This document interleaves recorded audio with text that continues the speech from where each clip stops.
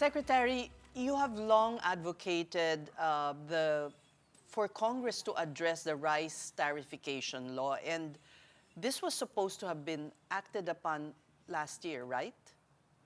Well, the process started last year, no, and we were hoping to finish it by end of December, but at the end of the day, hindi namin na ano, but the president has certified it as a priority. So, ang next target date na matapos to ay June of this year. But what is the impact now with the crisis, rising prices of oil and therefore transportation? The impact on basically due to the war, fertilizer cost ay to umakyat no, from 1,600 pesos 2 weeks ago. Now it's almost 2,100 or even 2,200. So that will, but of course, luckily yung harvest season natin ngayon, which is we are now at peak at rice harvest season. That is still using fertilizers from the past.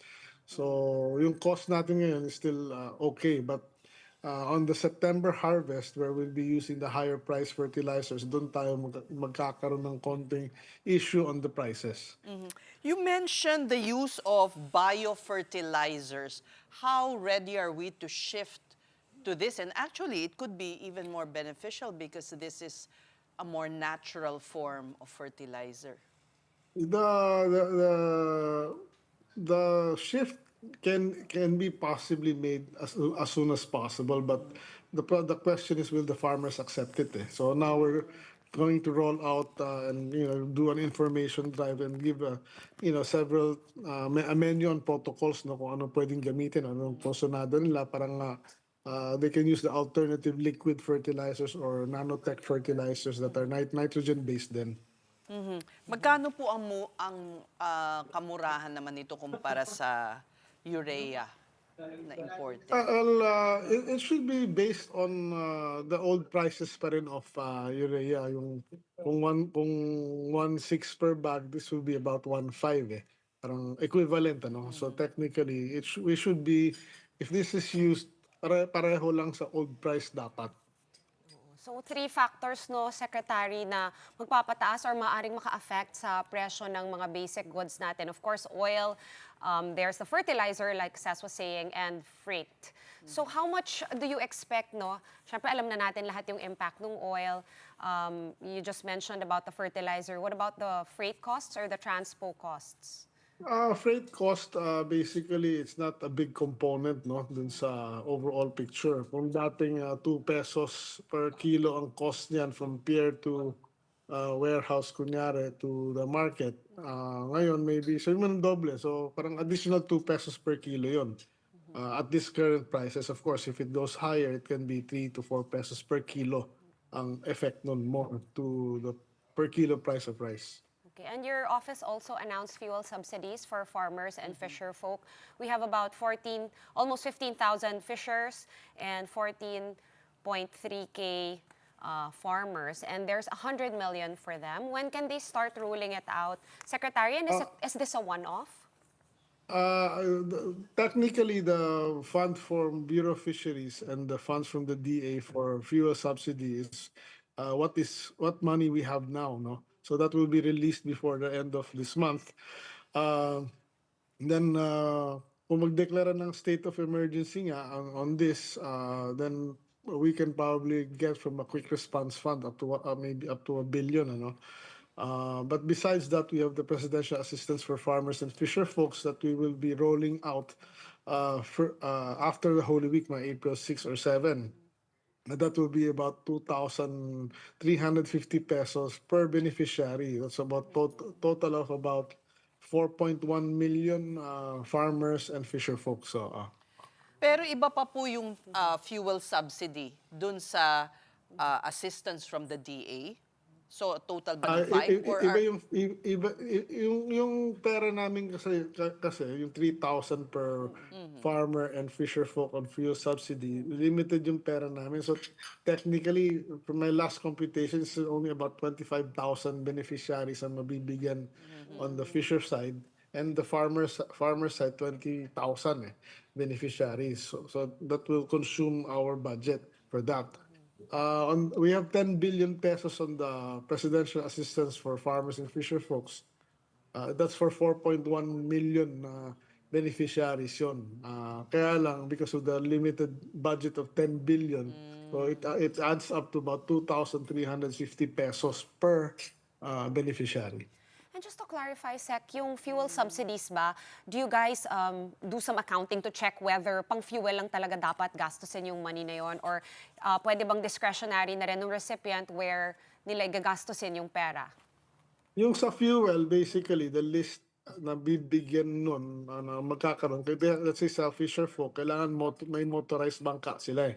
So technically, dun pwede gamitin. Sa farmers naman, kung meron silang traktora or diesel engine may pump, no? O kaya hand tractor na motorized, yung sila lang. Yung mga walang registered na gamit, hindi sila makakuha nun.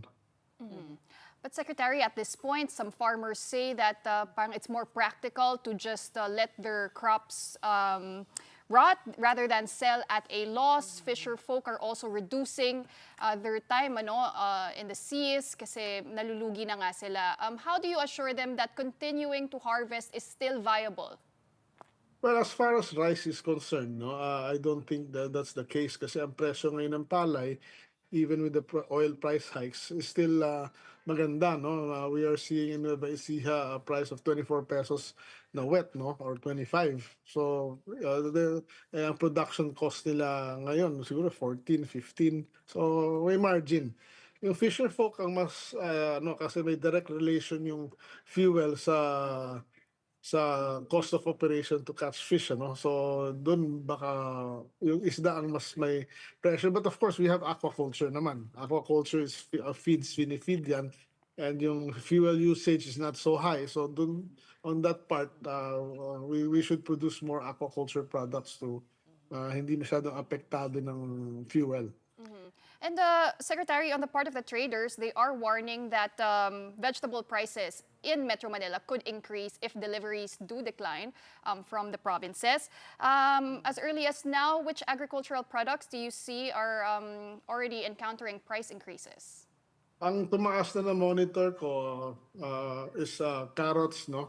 From 120, may naging 160 ngayon, meron places na 200. So ang ginawa namin, nag-authorize ako ng importation of only 20 containers, no, of carrots just to address certain markets na nagra-run away yung price, no. So basically this is like a targeted intervention lang naman, that it should not affect the farmers. Oh, Carrots. baka that will... Why do you say that? If we have to import? But means there's not enough supply from our local growers? Based on our study, by usual May, June, and July, kulang yung supply. It's not part of the carrot season. So unfortunately, ngayon parang maaga nga eh. Kaya may spike eh. So parang yes, baka may kulang. So that's why we are intervening parang to stabilize prices. Kasi ang main objective natin ngayon with all of these things happening, we have to keep as much as possible prices at this level, ano?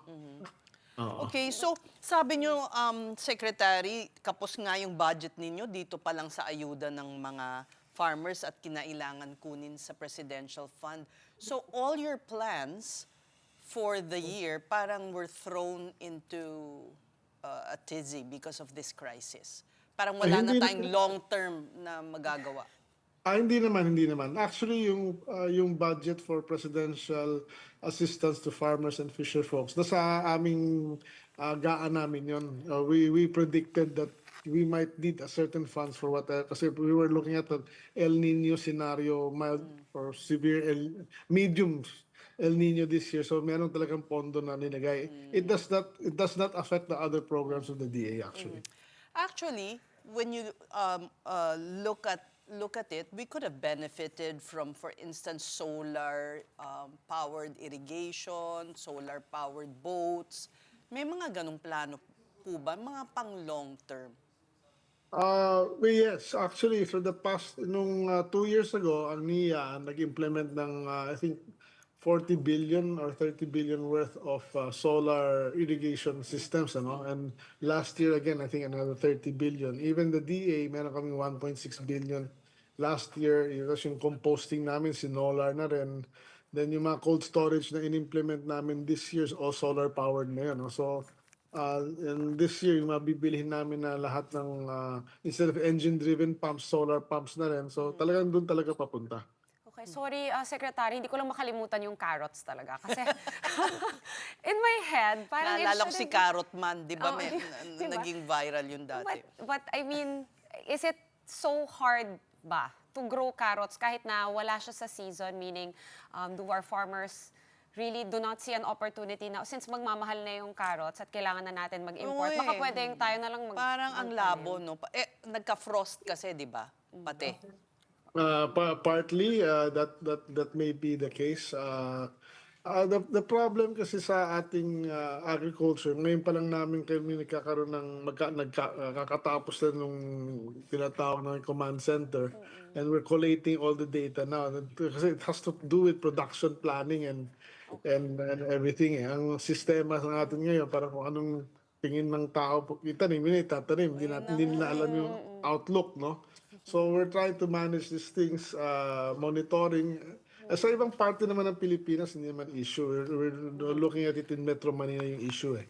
Okay. Yung, kunyari, Post-Secretary, sa Cordillera, alam naman na nagkaka-frost ng ganitong panahon, hindi ba February, ganon, March, early March, pero nagtatanim pa rin sila. Hindi po ba pwedeng iwasan na yon na masasayang lang ang puhunan? Technically, I think what we're introducing now is basically yung tinatawag namin white revolution, wherein everything, especially high value crops, should be planted Greenhouse. in a more or less a Yes. controlled Right. area, no?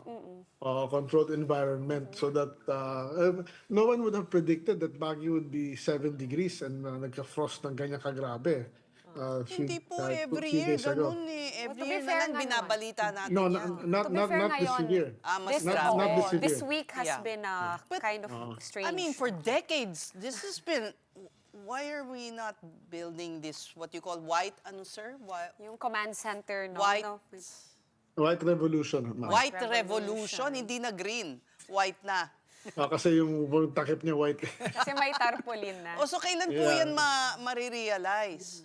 This year lang namin i-deploy yun actually and continuously over the next tuloy-tuloy na yun. But yun na nga, unfortunately, the others have not really focused on this. This is actually a rollout natin na hindi ito yung smart na greenhouses. So this is basically basic Yeah. climate resilient protection eh. So yun ang Yes. kailangan. Oo. Secretary, going back to the subsidies, earlier we heard President Bongbong Marcos saying sana maiwasan na yung pass-through fees sa barangay level. How can we ensure na hindi nga po mangyayari yun? It is an issue, no? That's why now we're sending out from our DA Inspectorate and Enforcement to join yung mga food trucks, ano, or mga agri-products transport to see kung may mga harang para kung sakaling meron, then we will deal with them in our own way, yeah. And balikan ko lang quickly yung command center nyo, Secretary Kiko, because I think this is novel. I've never heard of the DA actually planning production strategically and data-driven pa. Are we covering now the whole archipelago or is this still a work in progress? Well, I think it's a work in progress for a long time, no? But the beauty is we're already populating our system, and after 6 months, we will be basing our decision from the initial data that we have, and of course, we're hoping to get also some support sa AI on this, no, to help us crunch the numbers and decide appropriately para nga mabawasan o maiwasan na yung mga spikes and throughs, diba? But in closing, what's your forecast for the food security in the country considering this conflict and if it will be prolonged? Well, definitely, we have to stock up on almost everything, no? It is, we are lucky na yung problema last year sa puno yung warehouse namin ng NFA, hanggang ngayon puno pa siya. At marami tayong bigas. As far as sugar, may nagsasabi na industry na nag-over-import kami ng konti. Medyo ngayon lumalabas, blessing in disguise yun. The pork din, importation last year, naging 800,000 tons from 500,000 tons. So maraming pork sa mga cold storages ngayon. For now, we're okay. Chicken natin naman is overproduction ng konti, or healthy ang production natin. Corn din natin, it's okay. So far, okay naman tayo. But of course, we have to be vigilant and wary, and if we can bring in more to stock, I think that's the prudent thing to do at this time. Bring in more meaning import.